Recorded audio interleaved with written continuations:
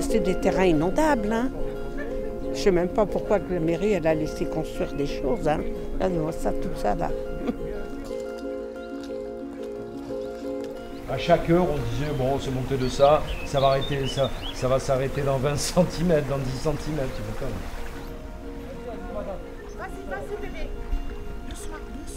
De toute façon, on l'a bien vu, hein. Ça vient de là-bas, ça vient de là-bas. Fallait s'y attendre. Quand on achète une maison en bord de Seine, ce serait bien de nous dire voilà, si c'est inondé, voilà ce qu'il faut faire, comment vous devez réagir, qu'est-ce que vous êtes susceptible de voir, parce que nous on ne s'attendait pas à autant d'eau, on croyait qu'on allait avoir 40-50 cm, on a au moins le double, et il y a encore un mètre qui doivent arriver. Le papa est bien resté là-bas. Il est resté là-bas. On a pris nos précautions, mais on n'est jamais assez près dans ces moments-là. Alors ce qu'on va faire, messieurs, dames, c'est qu'on va partir sur le parking tranquillement. Juste là-bas en face. Je vais vous aider. Apparemment, au niveau de la ville, ils ont mis en place une évacuation. Il y a une noria qui va être faite vers le gymnase Paul Bert de l'autre côté de la ville.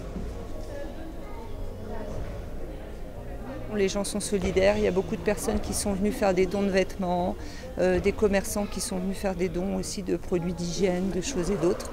Voilà. L'accueil est bien, monsieur. Très humain. Je regrette que ça ne se passe pas comme ça dans la vie courante.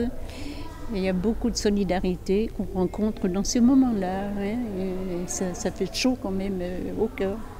C'est commencé à couler d'un coup, on n'a pas eu le temps de sauver nos meubles. Et après, à peine je suis sortie, c'était arrivé là, à ma cuisse. Et comme j'avais oublié la poussette de ma fille, je suis revenue. Et c'était là après. Après, on a eu les navettes, tout et tout, qui nous a ramenés ici, quoi. Deux voisins extérieurs qui m'ont vu ouvrir la grille sont venus, où on a pu remonter. Ne pensant pas que l'eau allait arriver aussi haut, on a pu mettre à hauteur d'une table, vous voyez, d'une table, le frigo, ma machine à laver, les objets ayant un moteur qui doivent être dans l'eau actuellement. Même avant la crue, il y avait déjà de l'humidité, des odeurs d'égout et autres. Donc après, ce sera pire.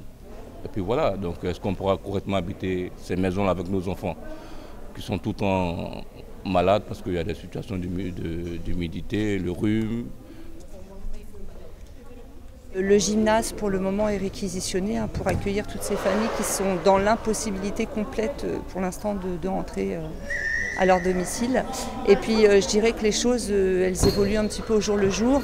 La décrue n'a pas encore eu lieu, donc c'est difficile de...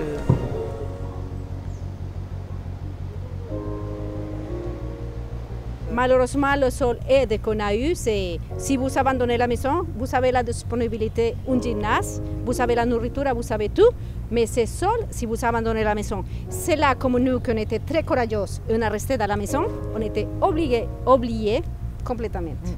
Logiquement, par rapport à ce cas de figure-là, on appréhende un petit peu qu'il y ait 2-3 personnes avec de mauvaises intentions qui essaieraient de venir jusque-là pour voir ce qui se passe, du coup. Donc on essaie de surveiller au mieux, vu qu'on constate qu'il n'y a pas énormément de surveillance sur ces parties-là, donc on doit improviser de notre côté. On est gelé, des maisons c'est pourri, l'eau est pourrie, on la boit plus parce que tout est mélangé maintenant entre les égouts et tout ça. On n'a plus d'électricité de jour, ni de l'eau, on ne peut pas chauffer, les portables sont déchargés, on ne peut même pas appeler nos proches. Donc là, on est solidaires entre nos voisins, on s'aide. Chez ma voisine, elle a encore le gaz, on chauffe un peu de l'eau pour le matin, le café. Avec l'autre voisin, on fait la barque pour moyen de survivre, quoi. Je me suis dit jamais on aura des inondations comme j'ai connu quand j'étais môme. Je me dis à ce point-là. Je m'étais dit bon, il va y en avoir un peu dans l'allée, un petit peu dans le sous-sol et c'est tout, quoi. Et c'est pour ça qu'on ne s'attendait pas à ce que ça soit comme ça à nouveau. Puis avec tous les travaux, ils pompaient, ils ont fait des barrages. Et voilà. Donc, et je dis en plus on était mieux aidés. Là on est tu te démerdes. C'est un cas qui est quand même assez exceptionnel. Ça fait je ne sais combien de temps qu'il n'y a pas eu de crue de ce type-là. Donc c'est vrai qu'un petit coup de main aurait été quand même des plus pratiques, surtout que nous on n'a jamais vécu ça auparavant. Là on nous jette en plein milieu du problème, on ne sait pas comment se débrouiller. Comment ça va faire après pour pouvoir tout nettoyer? Il va falloir pomper, nous on n'a pas de pompe. Donc comment on va faire? Tout nettoyer, sortir tous l'électroménager et tout, ça va prendre du temps et on est plusieurs femmes, on est seules sans mari. Donc on se dit c'est qui va nous aider nous à sortir l'électroménager qui est mort dans les caves, dans les sous-sols. C'est ça le plus dur. Ouais.